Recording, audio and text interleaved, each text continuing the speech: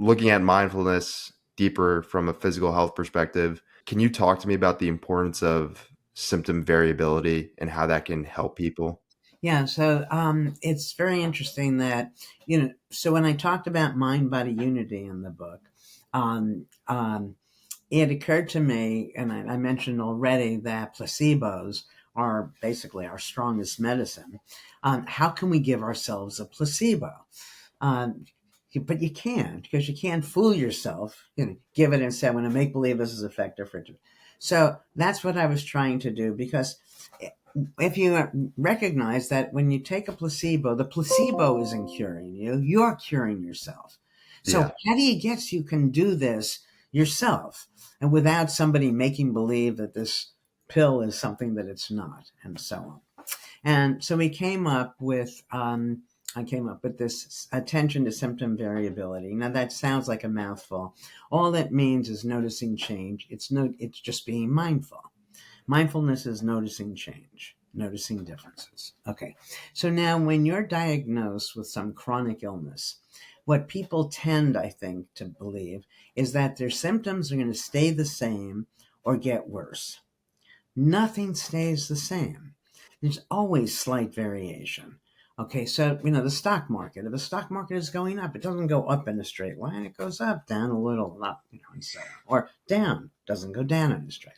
Hopefully, at any rate, it's the same thing with our symptoms. So what we did was call people with various diseases, one disease at a time, and we'd say to them, "How is your symptom now? And is it better or worse than the last time we called? And why?" Now, several things happen with this. The first, when people have a chronic illness, they feel helpless. So now that they're engaged in this potential treatment, right away, you don't need to wait to have the final diagnosis or anything to do with the medical world. You tend to feel better. Second, as soon as you see that the symptom has changed, and it's not always terrible, you immediately feel better. Third, that when you ask the question, why is it better? You can even ask, why is it worse now? Why is it better? That engages you in a mindful search. What's different today? Was it the banana I ate, the fact that I slept an extra 20 minutes? And that itself is good for your health. And finally, I believe that you're more likely to find a solution if you're looking for one. And we did this with serious disorders: Parkinson's, stroke, multiple sclerosis, arthritis, and others. And in each case, found a significant reduction in symptoms. And you can do this while you're taking medicine. There are no negative side effects of this, at least none that I can see. It's also the case for stress.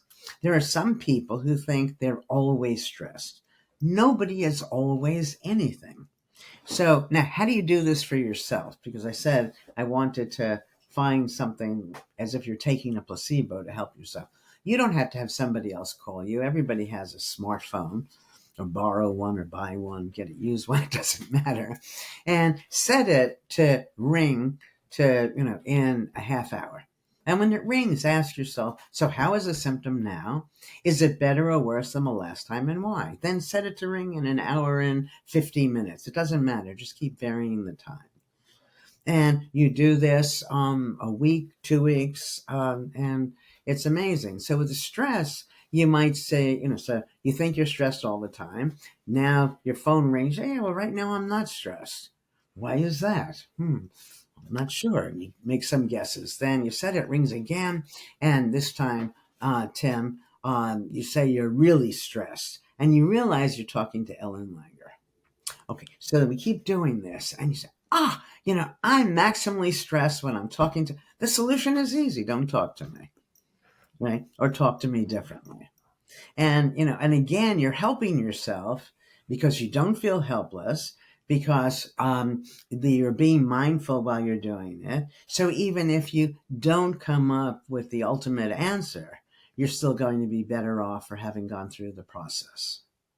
And I think what's really helpful there is that you become an observer of the sensations and curious about the sensations rather than identifying with it and being like, this is a part of Right. who I And am. also good. That's very good because in part what you also know, it's just a sensation.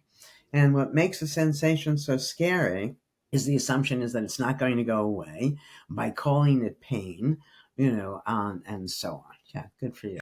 Yeah. And I'm speaking from personal experience here again. It's like, yeah, pain or these different things that we feel in our body, it's simply a sensation, but then it's our mind that creates the entire narrative and story behind that sensation, which exacerbates the feeling of that sensation. Yeah, we're constantly telling ourselves stories without the realization that there are 10, 20 other stories that would just as easily Yeah.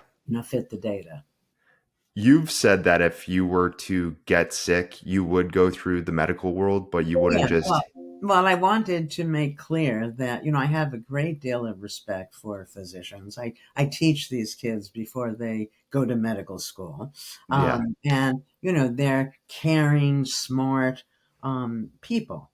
And so I didn't want anything I was saying to diminish these people as a group, but nevertheless to offer an alternative to some of the medical care.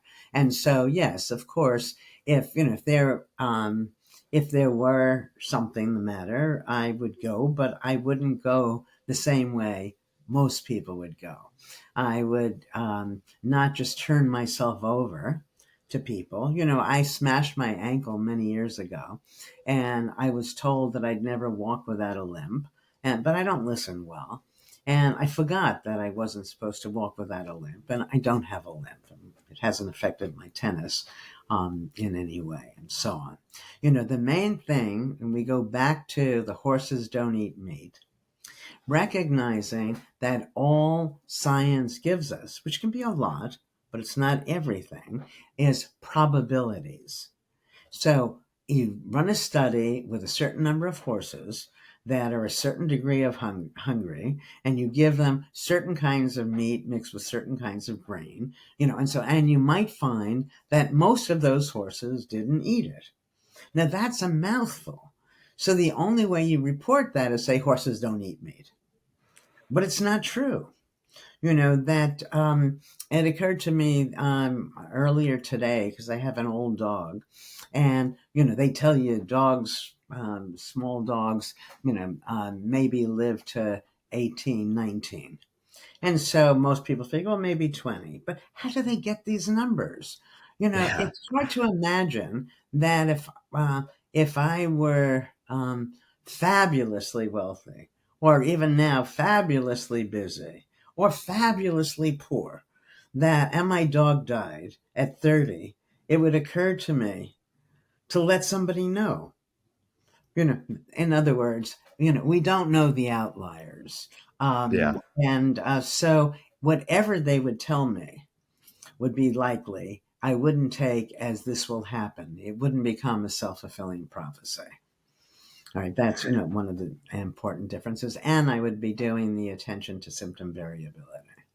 And I would be questioning and giving information about myself to know that every piece of medical information are based on norms.